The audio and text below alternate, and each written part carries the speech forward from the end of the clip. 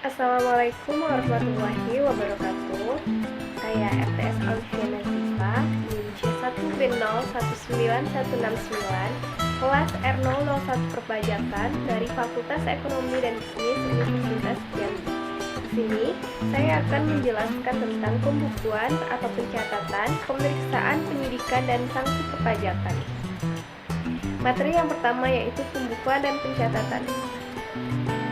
Pembukuan adalah suatu proses pencatatan yang dilakukan secara teratur untuk mengumpulkan data dan informasi keuangan yang meliputi harta, kewajiban, modal, penghasilan dan biaya, serta jumlah harga perolehan dan penyerahan barang atau jasa yang ditutup dengan menyusun laporan keuangan berupa neraca dan laporan laba rugi untuk periode tahun pajak tersebut.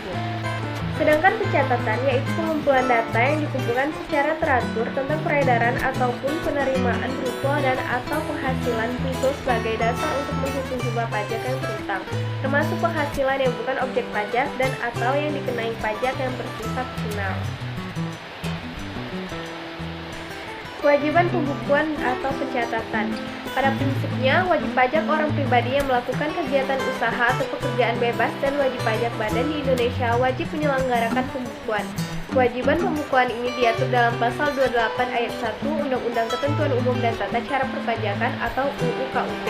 Namun, kewajiban pembukuan itu dikecualikan bagi wajib pajak orang pribadi yang menjalankan usaha atau melakukan pekerjaan bebas dengan jumlah bruto dalam setahun kurang dari 4,8 miliar rupiah. Sebagai penggantinya, wajib pajak dengan kriteria di atas tetap wajib melakukan pencatatan. Kewajiban pencatatan ini juga berlaku bagi wajib pajak yang tidak melakukan kegiatan usaha atau pekerjaan bebas. Berikutnya yaitu sanksi tidak menyelenggarakan pembukuan atau pencatatan.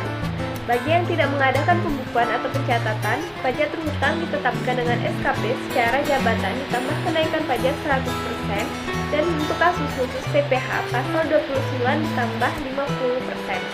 Jadi yang dengan sengaja memperlihatkan pembukuan atau pencatatan yang palsu, tidak menyelenggarakan pembukuan atau pencatatan, dan tidak memperlihatkan atau tidak meminjamkan buku catatan atau dokumen lainnya. Tindakan ini dipidana penjara selama-lamanya 6 tahun dan denda setinggi-tingginya 4 kali pajak kurang bayar. Materi yang kedua yaitu pemeriksaan. Pemeriksaan adalah serangkaian kegiatan mencari, mengumpulkan, mengolah data, dan ketetapan lainnya untuk menguji kepatuhan pemenuhan kewajiban perpajakan dan untuk tujuan lain dalam rangka melaksanakan ketentuan peraturan perundangan perpajakan. Sasaran pemeriksaan yang pertama yaitu interpretasi undang-undang yang tidak benar, yang kedua kesalahan hitung, yang ketiga penggelapan secara khusus dari penghasilan, dan yang keempat yaitu pemotongan dan pengurangan tidak sesungguhnya yang dilakukan wajib pajak. Tujuan pemeriksaan yang pertama yaitu menguji kepatuhan pemenuhan kewajiban perpajakan dalam rangka kepastian hukum, keadilan, dan pembinaan kepada wajib pajak, dan yang kedua yaitu dalam rangka pemenuhan kebutuhan atau ketentuan peraturan perundangan perpajakan. Selanjutnya yaitu prosedur pemeriksaan. Petugas harus dilengkapi dengan surat perintah pemeriksaan dan harus memperlihatkan kepada wajib pajak yang diperiksa. Selanjutnya, wajib pajak yang diperiksa harus memperlihatkan dan meminjamkan buku atau catatan dokumen yang menjadi dasarnya dan dokumen lainnya yang berhubungan dengan penghasilan yang diperolehnya. Memberi kesempatan untuk memasuki tempat atau ruangan yang dipandang perlu guna kelancaran pemeriksaan. Memberikan keterangan yang diperlukan dan kewajiban untuk merahasiakan sesuatu tidak berlaku untuk pemeriksaan pajak. Selanjutnya, Dirjen Pajak berwenang untuk melakukan penyegelan tempat atau ruangan tertentu bila wajib pajak tidak memenuhi ketentuan yang berlaku. Materi selanjutnya yaitu penyidikan. Penyidikan adalah serangkaian tindakan penyidik untuk mencari serta mengumpulkan bukti yang diperlukan sehingga dapat membuat terang tentang tindak pidana perpajakan yang terjadi dan menemukan tersangka serta mengetahui besarnya pajak terhutang yang diduga digelapkan.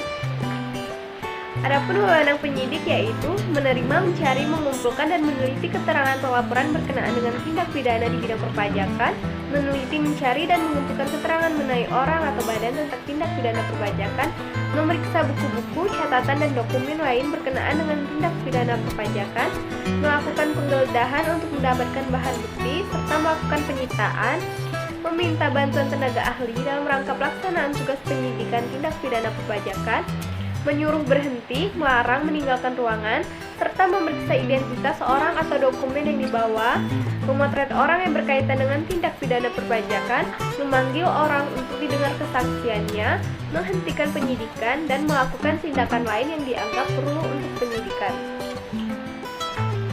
Adapun penghentian penyidikan, berdasarkan pasal 44A Undang-Undang KUP, penyidikan akan dihentikan apabila tidak terdapat cukup bukti atau peristiwa yang disidik bukan merupakan tindak pidana perpajakan.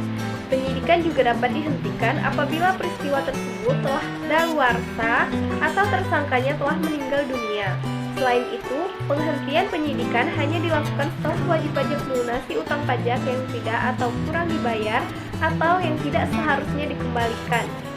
Wajib pajak juga harus membayar sanksi administrasi berupa denda 4 kali lipat dari jumlah pajak yang tidak atau kurang dibayar atau yang tidak seharusnya dikembalikan. Sanksi yang berkenaan dengan penyidikan. Pihak ketiga, seperti bank, akuntan, notaris, konsultan pajak, kantor administrasi, dan lainnya, yang dengan sengaja tidak memberikan keterangan atau bukti yang diminta, atau memberi keterangan atau bukti yang tidak benar, maka diancam dengan pidana penjara selama-lamanya 1 tahun dan denda setinggi-tingginya 5 juta rupiah. Siapa saja yang dengan sengaja menghalangi atau mempersulit penyidikan tindak pidana di bidang perpajakan, maka diancam dengan penjara pidana selama-lamanya 3 tahun dan denda setinggi-tingginya 10 juta rupiah. Materi yang terakhir yaitu sanksi perpajakan. Sanksi perpajakan adalah sanksi yang diberikan kepada wajib pajak yang tidak memenuhi ketentuan Undang-Undang Perpajakan.